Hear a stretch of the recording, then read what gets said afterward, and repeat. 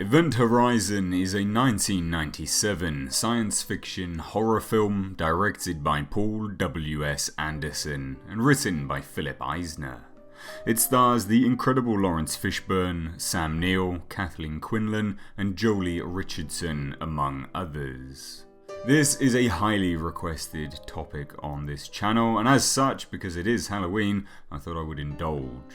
In the near future, set in 2047, humanity has successfully colonized the moon and several planets, and they begin venturing deeper into space. However, a signal from the starship Event Horizon is picked up on Earth. This is unusual because the ship disappeared without trace beyond the planet Neptune in 2040. The ship's loss was considered the worst space disaster on record, with her entire 18-person crew missing and of course presumed dead. The ship had suddenly reappeared in a decaying orbit around Neptune at the outer rim of the solar system, more than 3 billion kilometers from the nearest outpost on Saturn's moon of Titan. The Event Horizon's designer and widower, Dr. Sam Weir, who is living on the space station orbiting Earth and is tormented by the memory of his dead wife, receives a call that he has to report to the station's dock. The rescue ship Lewis and Clark, commanded by Captain Miller, played by Laurence Fishburne, is dispatched on a secret mission with Dr. Weir coming along to find and track down the Event Horizon. Aboard the ship, Weir tries to introduce himself to the captain and the crew, but there is very little time to socialise as most team members were hastily pulled out of shore leave for this mission. The crew is then put into stasis, which in this universe is a form of induced sleep in a water tank. This is because of the immense G-forces released during the flight to Neptune. While in stasis, Dr. Weir suddenly wakes up and is released from his tank. He walks around the ship, learning that he is the only one awake, and while making his way to the bridge, he finds his late wife Claire sitting at the helm. When she turns around, she has no eyes. Screaming, he suddenly wakes up back in his stasis tank as the Lewis and Clark arrives at its target. This is the first of many vivid nightmares that the crew of the Lewis and Clark will witness and encounter during their mission. After a quick recovery from stasis, the crew is anxious to learn as to what the secret mission is that they have been dispatched on. Dr. Weir informs them that their mission is to salvage the Event Horizon. After several incredulous reactions from the crew, who still believe that the ship is destroyed, Weir explains that the ship was actually built by the government to test a secret, experimental, faster-than-light gravity drive. The drive itself would in fact create an artificial black hole, which then bridges 2 points in space, which significantly reduces journey time, hence being dubbed Event Horizon. The ship had been on its initial test flight, intended to reach Proxima Centauri, but subsequently vanished without a trace. And a cover story of the ship being destroyed was fed to the public to cover up the tragedy. Weir then plays for the crew the only transmission received since the ship's disappearance, which is a series of garbled, confusing, and intensely disturbing screams and shouts. A human voice that was embedded in the transmission is then filtered from the recording, and the medic, DJ, identifies it as a Latin phrase: "Liberate me, save me." Upon approaching the drifting and ruined Event Horizon, Exo Stark tries to contact the ship, but there is no response. After a short flyover, the Lewis and Clark docks with the Horizon. Sensors indicate that the artificial gravity is offline, as well as the climate systems. No definite trace of human life is found, but there are inconclusive sensor readings which state there are life forms. Captain Miller, Engineer Justin, and Medical Tech Peters head over to board the Horizon in spacesuits to search for survivors. They enter via the ship's main corridor, which separates the two parts of the ship. The corridor is lined with explosives as an emergency measure in case of a catastrophe.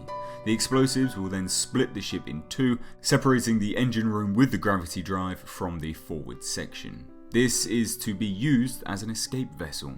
In the corridor, the team splits up, and Peters proceeds to the bridge where she discovers a mutilated and frozen human corpse floating, with both eyes gouged out. She successfully retrieves some of the onboard transmissions, and Justin then enters the ship's gravity core.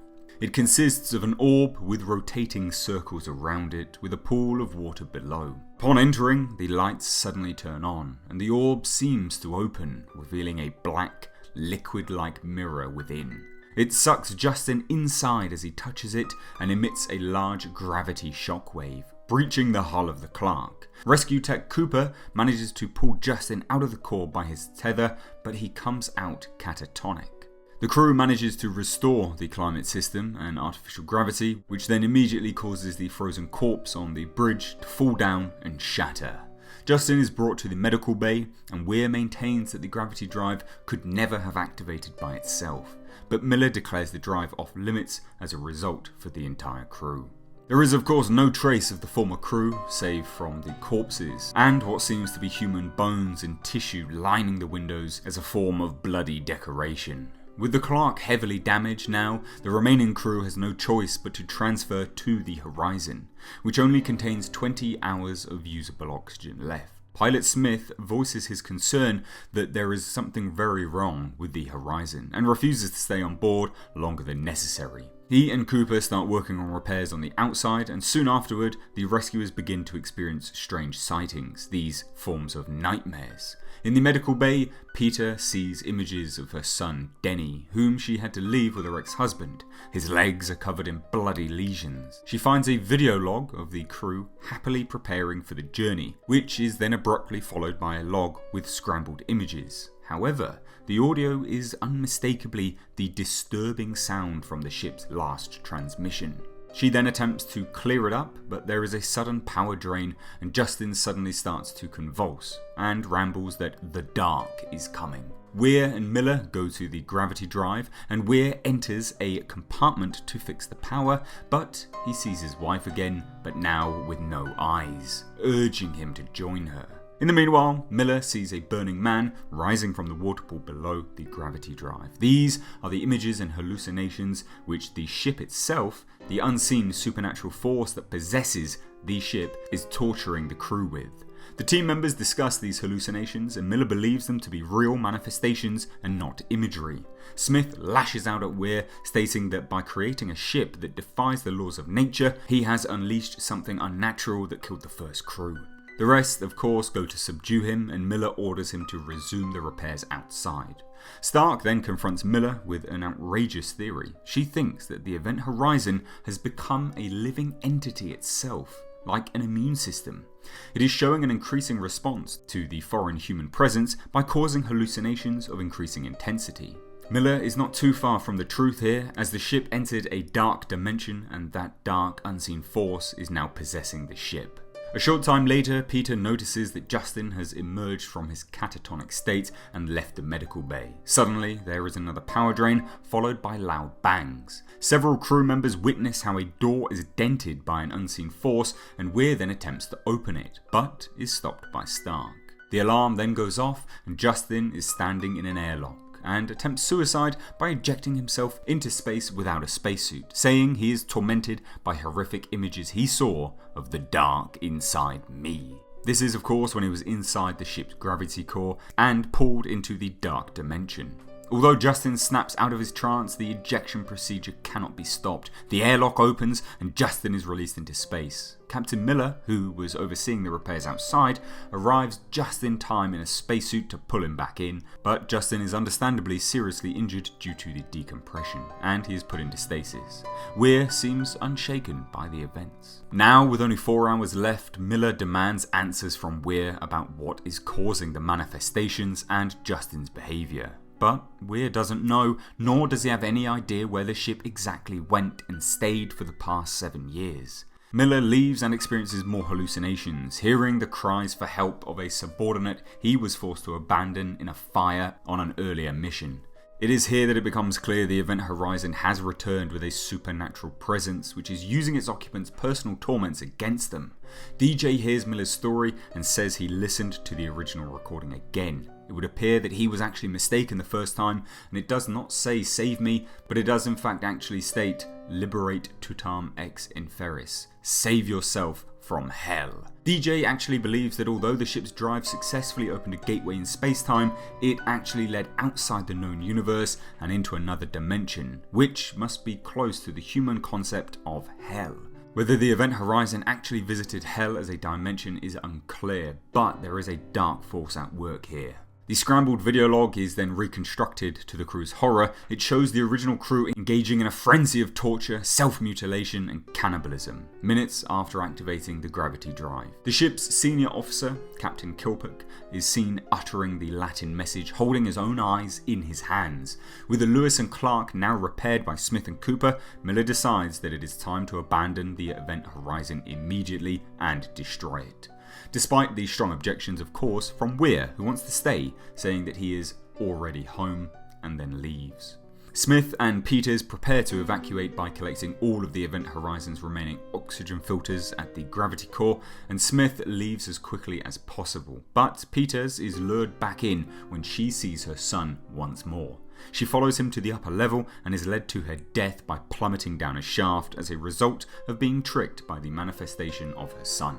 Weir, having abandoned the crew and arriving at the core, discovers her body. He suddenly sees a vision of his wife, who committed suicide because she was lonely and he was never around. Stricken by grief and guilt, Weir is compelled by her reanimated form to return to the Hell Dimension and to tear out his own eyes. Miller walks along the main corridor when he notices one of the explosives missing. He warns Smith over the comm to be on the lookout for Weir. Smith, who is aboard the Lewis and Clark, sees Weir leaving, and suspecting that Weir may have put the bomb on board the Clark, he feverishly tries to save his ship, but of course finds the bomb with only a few seconds left on the counter. Just as Miller arrives near the docking port, the Clark explodes, killing Smith and causing Cooper, who is still outside of the ship's hull, to be thrown into space. Miller grabs one of the bolt guns used to repair the Clark and warns DJ over the comm to look for Weir and kill him, if possible. However, Weir gets to DJ and kills him with a surgical scalpel. Miller arrives at the medical facility and finds DJ's corpse vivisected and left suspended from the ceiling, continuing the nightmarish hell of the Event Horizon. He continues to look for Stark, and finding her unconscious on the bridge, he leaves the gun, but discovers that Weir is waiting there for him as well. Seemingly possessed by the evil presence on board and without eyes, Weir threatens them with the bolt gun, saying the ship became alive when it went into a dimension of pure chaos, pure evil. He activates the ship's gravity drive once more, beginning a 10-minute countdown, after which the Horizon will return to the chaos or hell dimension with her new crew. Cooper, having used his spacesuit's oxygen to propel him back to the ship, emerges outside one of the windows, prompting Weir to shoot it, and then the bridge rapidly decompresses, along with Weir being sucked into space towards his death, while Miller and Stark can barely hold on, escaping from the bridge before it is then sealed. With Cooper back on board, the three survivors decide to implement the emergency plan by blowing up the ship's corridor and using its forward section as an escape vessel. Stark and Cooper start making preparations in the forward section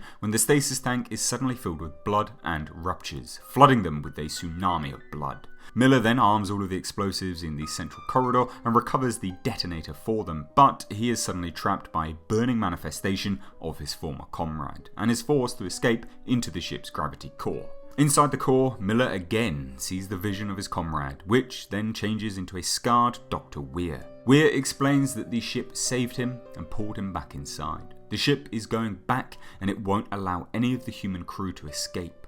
The two fight, but Weir is practically invulnerable. He viciously beats Miller and shows him visions of Lewis and Clark's remaining crew members being horribly tortured and mutilated. Miller begs Weir to take only him and spare the others, but Weir refuses, stating they must all go. Despite the horrible visions, Miller is eventually able to reach the detonator, which he then triggers, sacrificing himself. Weir screams, being denied the surviving crew, and the bomb explodes and the ship is then split in two. pushing the forward section away, and the gravity drive then activates, pulling the rear of the ship into a wormhole, taking Weir and Miller with it into the Hell dimension. Stark and Cooper can only watch helplessly from a distance with a wounded and comatose Justin. They place themselves into stasis for the return trip to Earth. The forward section reaches Earth 72 days later. Stark is the first to be awakened by a rescue team member. However, he is still haunted by visions and he believes a mutilated Dr. Weir is waking him. Stark then suddenly wakes up once more, revealing that she was in fact having a nightmare. They have been awakened by a real rescue team. Cooper restrains Stark as one of the rescuers calls for a sedative, but then the automated hatch leading to the stasis chamber mysteriously seals shut behind the rescuers, implying of course that the supernatural force is inherent to the ship itself and not dependent on the gravity drive. So there you go guys, I know that I have obviously briefly just discussed the entire plot of Event Horizon, but it's important to run through it and discuss it all as we round up this video and explain exactly what happened. The ship did indeed visit a dimension which can be likened to the dimension of hell in Doom. It would appear that of course a supernatural force from that dimension then latched onto the ship, and although it is never stated that it is the biblical version of hell, it is strongly implied through various Christian iconography throughout the entire film. The Event Horizon itself is in fact designed in the form of a crucifix and strongly resembles the structure of a cathedral. So could it be a real biblical dimension of hell?